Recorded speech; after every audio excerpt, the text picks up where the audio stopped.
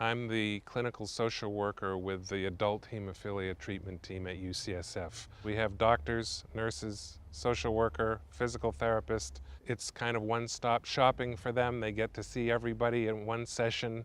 We do events throughout the year to just try to get people together. We have a couple of men's groups that meet regularly. One of the things that was never written into my job description, but I just personally feel passionate about, is how men tend to be isolated from each other. We talk about sports and business and women and that kind of thing, but we don't often get together and talk about things that really matter. Hemophilia is a genetic condition and it's X-linked, and so it's passed from mother to son. But mothers who are carriers of hemophilia also can pass the gene to their daughters, and they can become carriers too. So we don't hear too much about women with bleeding problems. They can be what are called symptomatic carriers. And then there's another form of bleeding disorder called von Willebrand's disease, which some researchers think 1 in 100 people have in the population, but it's also a very mild form of bleeding. That affects both men and women. So the numbers of women with bleeding disorders are underreported and a lot less known about than the men with bleeding disorders. Having a child with hemophilia who then got infected with HIV and developed into AIDS has been very traumatic for mothers and fathers. For the mothers, it's been like a double whammy because moms feel guilty enough about having passed the gene for hemophilia to their sons. And then because the son had hemophilia and was taking his factor, and mom was often giving it to him at home, and then he got HIV, it was horrific for the moms. Because they felt like they'd had some role in their son's death. Fathers, I think, were less involved. I think 30 years ago and before, the stats around having a child with a chronic health problem and divorce were up around 70 or 75%. There were dads who broke that mold and were hands-on with their kids back in the day, but largely it was the mothers who were responsible for the care. The men withdrew, they were distant, they left, they couldn't handle it. And then for those fathers who did stay in the mix, it was very painful and devastating for them too. Going forward, I think we've seen a huge change in the role of fathers in our culture in the last 30 years as well. And of course that's been true in the hemophilia community. So now you see more dads coming to appointments, learning how to infuse their kids, having a broader understanding that if they have a son, that doesn't mean that he's just going to play for the 49ers or whatever, which these kids couldn't do because of their hemophilia. So dad had to broaden his horizons and think about all the different things his son could do and get behind that and help support him in becoming who he was going to become with a bleeding disorder. I think that the hemophilia community felt so deeply indebted to the pharmaceutical industry early on in the 70s because they'd come up with this miracle drug that was going to change their life, and it did change their life. It was not the cleanest product early on, but it was revolutionary in how hemophilia care was done. And what I think happened in the 80s was just a lot of disbelief at first, that the gay community was an easier target of feeling like, you guys donated tainted blood and we got it in our product and this is your fault.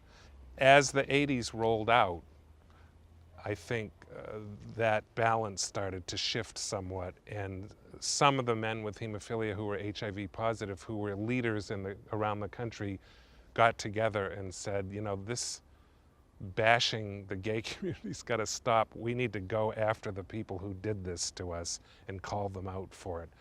They did everything they could to get economic justice for the guys with hemophilia, but I think most of them would say that the companies really escaped with a slap on the wrist, basically. And I don't No, but I don't think anybody's happy about that to this day. And I also think that a lot of people have said we can stay angry and outraged about this for the rest of our life, or we can put it behind us and move on. But it was a very sad thing in the 80s because the hemophilia community was really angry at the gay community and felt like they'd been done wrong. I've told a story before about a guy who asked me about more cutting-edge treatments in the early 90s, and I said, you know, maybe the San Francisco AIDS Foundation would be your best bet here locally to talk to somebody about that. And he said, I would never go in there. And I said, why? And he said, because I wouldn't want anyone to see me walking in there. I would rather people thought that I died from my hemophilia than having somebody think I was gay and I was going into the San Francisco AIDS Foundation. From my point of view as a social worker, I think the stigma around being HIV positive in the hemophilia community has changed a great deal, and I think we've made a lot of progress. I think that when the men with hemophilia decided to organize around the drug company stuff and raise hell and say, this was wrong, what happened to us, and we need to do something about it, they kind of came out of their own closet right there. And what I saw after that was less fear and more courage to just speak out and speak up. And over time in the 90s and the aughts, the first decade of the 2000s, I just saw with many people more and more progress and more people realizing what they had in common with the gay community rather than hiding from it. I do men's groups with guys with hemophilia, and these days they're kind of mixed, half and half gay men and straight men in the group, and they all have hemophilia, they have that in common. I was very heartened by that, actually. The pharmaceutical industry paid a settlement of $100,000 per HIV-infected person with hemophilia. You had to sign a waiver that said you don't hold them responsible for this, but they're willing to pay this amount of money.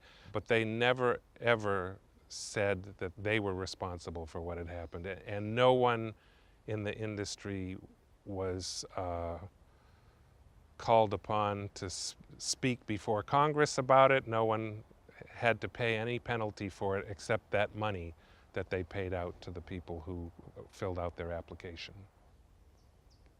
I think one of the challenges I see is just a number of guys who thought they were going to die because there was no good treatment for AIDS and HIV, and then they didn't.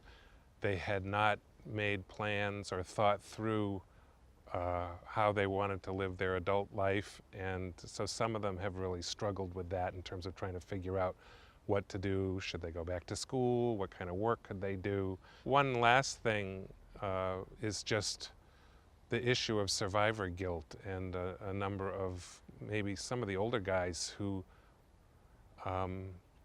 either survived with HIV, and a few of our guys with severe hemophilia who didn't get HIV for some strange reason that nobody understands. And watching all their blood brothers die over the years has been a very difficult thing for some of them. One of the outcomes of the AIDS epidemic in the hemophilia community was that it changed the dynamic between the patient and the doctor forever. Because in the early 80s, when AIDS was starting to hit and people with hemophilia were dying, their hematologists had no idea what they were dealing with either. And some of them were really brave and said, I'm thinking of one guy in particular, the doctor, who said, we have to become partners in this, dealing with HIV and AIDS. He said, I'm trying to learn everything I can as quickly as I can, but you have to step up and bring me whatever you're reading about, whatever you're hearing about out there, and we need to work together and collaborate to try to give you the best care we can until they come up with something better. And I have a feeling, just from observing a lot of the patients I've known over the years, that it was never the same after that. The doctor wasn't God anymore they got way more involved in their own health care